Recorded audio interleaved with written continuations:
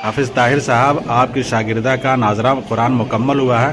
उस कुरान की ताज़ीम में आज एक तकरीब रखी गई, क्या कुछ कहें, किस तरह की जानकारी देंगे? जी, आज की जो महफिल देख रहे हैं तो माशाअल्लाह मुझे बहुत खुशी हो रही है क्योंकि तकरीबन मैं 11 साल से बच्चों को तालीम दे रहा हूँ। उस 11 साल में मेरे लिए पहली बार मैं ऐसा महफिल देख रहा हूँ और ख़ास करके मैं डॉक्टर शहबाज साहब हाफिज़ हॉस्पिटल और मोहतरमा डॉक्टर नेहा, मैं उन दोनों का शुक्रगुज़ार हूँ कि उनके दिल में ये दीनी सोच पैदा हुआ और इस तरह का प्रोग्राम हो रखा है। अच्छा, डॉक्टर शहबाज की बेटी है? जी, डॉक्टर शहबाज की बेटी जो मेरे स्टूडेंट है इनाया परवीन, जी जी। एक नन्ही सी बच्ची, मात्र 6 साल की बच्ची है। और मुझे बहुत खुशी हुई जब मैं फर्स्ट दिन शुरू दिन में जब पढ़ाने गया तो उसी दिन मैं समझ गया था, क्योंकि मैं बहुत जगह पढ़ाया हूँ, नोटिस करता हूँ बच्चों को। जी जी। तो सबसे पहले मैं एक स्टूडेंट के अंदर एक अपने टीचर के लिए, अपने उस्ताद के लिए जिस तरह का रिस्पेक्ट, जो इज़्ज़त होना चाहिए, मैं शुरू से इस बच्ची के अंदर वो चीज़ देखा हूँ। तो कहीं ना कहीं जाहिर सी बात है, हम लोग मदरसा में शुरू से पढ़ते आए, हम लोग यहाँ से क्या सिखाया गया है हम लोग को पता है। तो बहुत अच्छी बात है कि इस तरह महफिल जो सजाया गया है, इस तरह की महफिल से जाहिर सी बात है पुरानी एक जोश पैदा होगा बच्चों के अंदर, ठीक है ना। और दीनी तालीम का महफिल होना चाहिए क्योंकि हर जगह तुम लोग देखते ही हैं तरह तरह के रसूमात। और कितने दिनों के अंदर यह नाज़रा मुकम्मल की है? ये बच्ची आपका फरवरी 2024, जी हाँ, 1.5 साल में, मतलब इसको मैं इस बच्ची को नूरानी क़ायदा से पढ़ा रहा हूँ। नूरानी क़ायदा पढ़ी और काफ़ी मखरज के साथ पढ़ी। आप जब कुरान शरीफ जब पढ़ेगी तो आप सुनेंगे माशाअल्लाह काफ़ी मखरज के साथ वो पढ़ती है बच्ची। और 1.5 साल मैं मुकम्मल कर दूँगा, महज 14 महीना 15 महीना में मुकम्मल। सबसे बड़ी बात यह है कि मैं एक चीज़ देख रहा था कि इतना स्कूल का पढ़ाई, इतना बर्डन होने के बाद भी ट्यूशन जाना, क्योंकि जस्ट इनके जो ट्यूशन सर पढ़ा के उठते थे और मैं आ जाता था, तो बच्ची को मतलब थोड़ा सा वक्त नहीं मिल पाता था। मतलब इतना बर्डन होने के बाद भी इस तरह से पढ़ लेना ये मामूली बात नहीं है। समझ सकते हैं, अभी छोटी सी बच्ची है, अपना होमवर्क करना, स्कूल का इतना सारा पढ़ाई लिखाई करना, उसके बाद भी तो मतलब टाइम निकाल के इस तरह इल्म दीन हासिल कर लेना, ये बहुत बड़ी बात है। ताहिर साहब, अब तो ये नाज़रा मुकम्मल कर लिया, अब आप क्या चाहते हैं आगे कि क्या होना चाहिए? मेरा तो तमन्ना है कि जिस तरह का बच्चा का मैं जहानत देख रहा हूँ, तो जाहिर सी बात है मेरा जो अपना दिल का तमन्ना है कि कभी 2-3 बच्ची को मैं हिफ्ज़ अभी करा रहा हूँ। उसमें वो ऐसा हुआ कि वो बच्ची मेरे साथ नूरानी क़ायदा पढ़ी, अम्मा पारा पढ़ी, उसके बाद से कंटिन्यू वो पढ़ते जा रही, तो 3 साल हो गया। तो अभी मैं उसको दूसरा पारा, तीसरा पारा भी वो मुकम्मल करने वाली है। तो अल्लाह करम से हम चाहते हैं कि उस बच्ची को इस तरह मैं हिफ्ज़ करा रहा हूँ, इस बच्ची को उसी दर्जे पर मैं ले जाना चाहता हूँ ताकि उसी तरह पढ़े।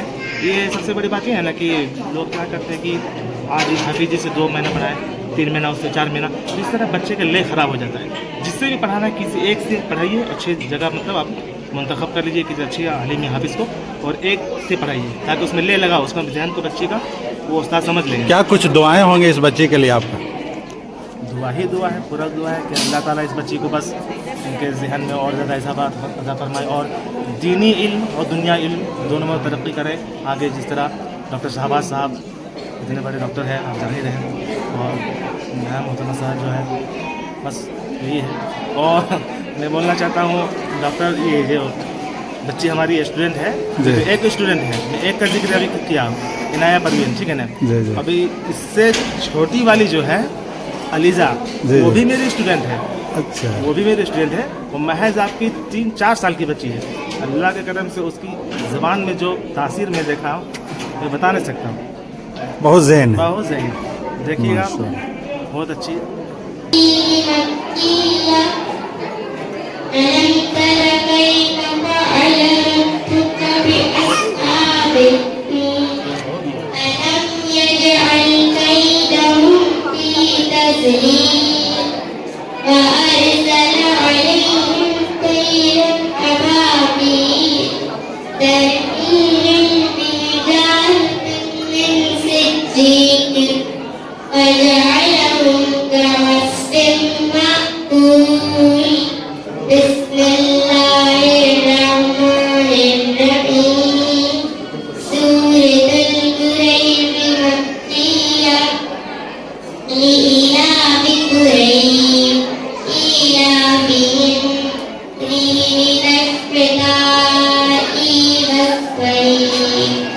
فليعبدوا رب هذا البيت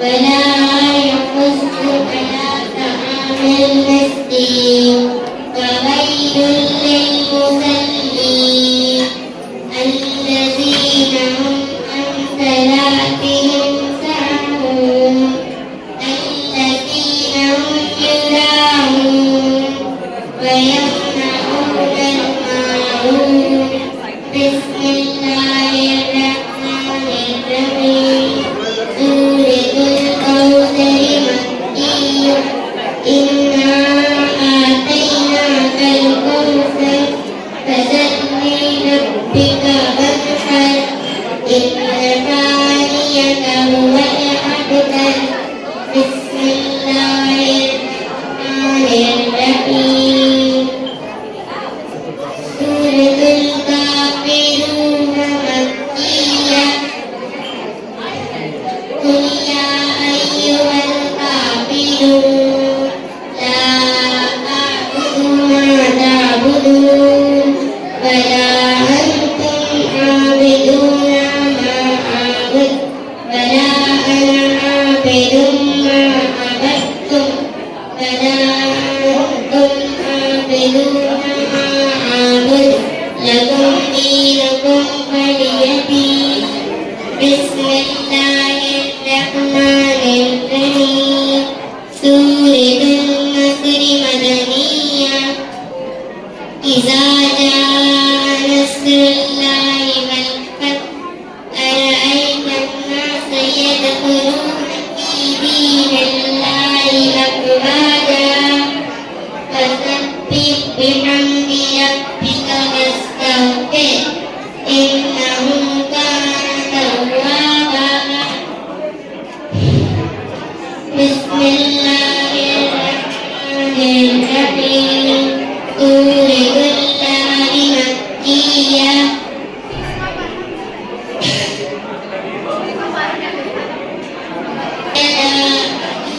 ذهب وذهب ما أغنى عنه ماله وما كسب سيصلى نارا ذات لهب وامرأته حمالة الحطب في جيدها حبل من مسد سورة الإخلاص مكية قل هو الله أحد الله الصمد لم يلد ولم يولد ولم يكن له كفوا أحد بسم الله الرحمن الرحيم سورة الفلق مدنية من شر ما خلق ومن شر غاسق إذا وقب ومن شر النفاثات في العقد ومن شر حاسد إذا حسد بسم الله الرحمن الرحيم سورة الناس مدنية قل أعوذ برب الناس ملك الناس إله الناس من الجنة من شر وسواس الخناس الذي يوسوس في صدور الناس من الجنة والناس سورة الفاتحة مكية الحمد لله رب العالمين الرحمن الرحيم مالك يوم الدين إياك نعبد وإياك نستعين اهدنا الصراط المستقيم صراط الذين أنعمت عليهم غير المغضوب عليهم ولا الضالين آمين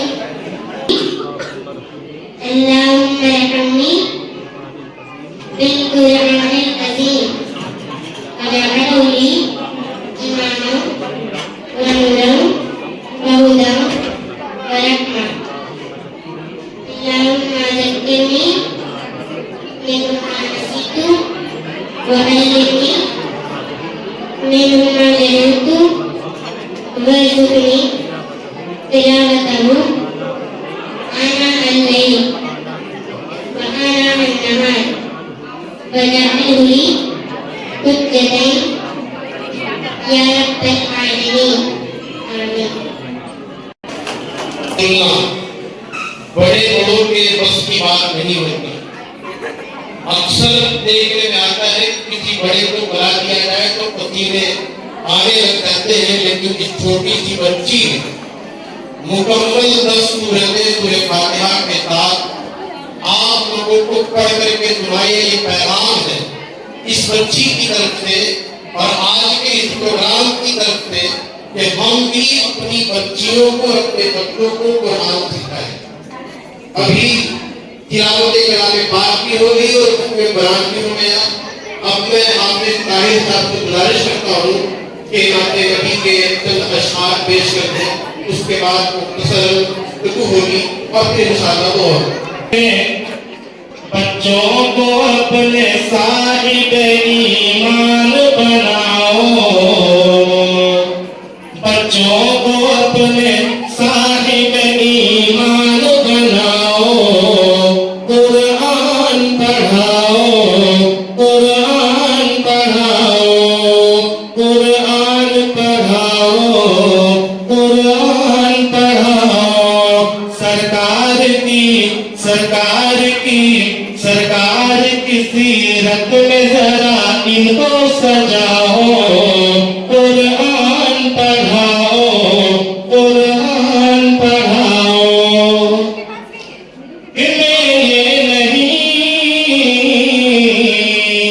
मैं ये नहीं कहता इन्हें इंग्लिश न पढ़ाना, मैं ये नहीं कहता इन्हें इंग्लिश न पढ़ाना। पीएम भी बनाना, पीएम भी कमिश्नर, इन्हें कप्तान बनाना। मैं ये नहीं कहता इन्हें इंग्लिश न पढ़ाना, पीएम भी कमिश्नर, इन्हें कप्तान बनाना। हाँ पहल मगर दीन के अरकान सिखाओ, कुरान पढ़ाओ, कुरान पढ़ाओ, कुरान पढ़ाओ, कुरान पढ़ाओ। तुम शुक्र करो रब का मदारिस जो है चलते, तुम शुक्र करो रब का मदारिस जो है चलते। पढ़ लिख के यहाँ दीन के दाई है निकलते, पढ़ लिख के यहाँ दीन के दाई है निकलते। घर घर में ही जाके तुम ऐलान कराओ, कुरान पढ़ाओ, कुरान पढ़ाओ। सरकार की सीरत में जरा इनको सजाओ, कुरान पढ़ाओ, कुरान पढ़ाओ। और बीटेक भी कराओ, इन्हें MBA कराओ, बीटेक भी कराओ, इन्हें MBA कराओ। साइंस पढ़ाओ इन्हें और चांद पे जाओ। है शर्त मगर पहले मुसलमान बनाओ, कुरान पढ़ाओ। इंशाअल्लाह हम ये उम्मीद करते हैं कि हम अपने घरों में कुरान की तालीम को जरूर रिवाज देंगे और इसको उजागर और फैलाने की पूरी कोशिश करें।